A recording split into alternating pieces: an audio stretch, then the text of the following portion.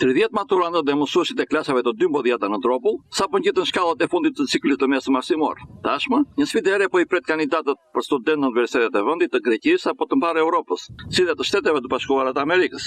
Ndërsa dy drejtuesit e dy institucioneve arsimore në Dropull tashmë po përballen me sfidën e afrimit të nxënësve të tjerë në klasat e 10 të shkollave të bashkuara të Bulerat e Drevicianit. Drejtuesa e shkollës së bashkuar të Bulerat, zonja Natasha Kuco, tregon arsyet se pse nxënësit duhet të zgjedhin shkollat e Dropullit për të ndjekur mësimet. Pritshmëritë tona për vitin e ardhshëm shkollor janë të kënaqshme. Shpresojmë që të gjithë nxënësit që do të kanë përfunduar klasën e 9, gjithsej në numër 14, të na regjistrojnë të gjithë në klasën e 10.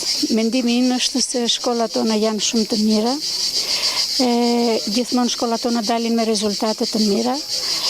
Përgatitja profesionale e mësuesve është shumë e mirë, prandaj dhe cilësia në shkollën tonë është në rritje të vazhdueshme, prandaj dhe prindërit duke marrë informacionin e duhur, shpresojmë që të vinë në shkollën tonë të regjistrojnë fëmijët e tyre, patjetër dhe pritshmëritë tona janë shumë të mira, me shpresë se do të vinë të gjithë këtu të regjistrojnë fëmijët e tyre dhe ne patjetër nga ana jonë do të jemi në gatishmëri për të përgjigjur kërkesave. Kemi shumë nxënës që preferojnë të vazhdojnë studimet e tyre në Greqi, edhe nxënës minoritar, por edhe nxënës shqipfolës, shqiptar, që zgjedhin universitetet në Greqi, por edhe kundërta. Kemi shumë nxënës që preferojnë universitetet shqiptar, akoma edhe nxënës minoritar, megjithëse të pak në numër, por ka edhe nga ata që preferojnë studimet në Shqipëri.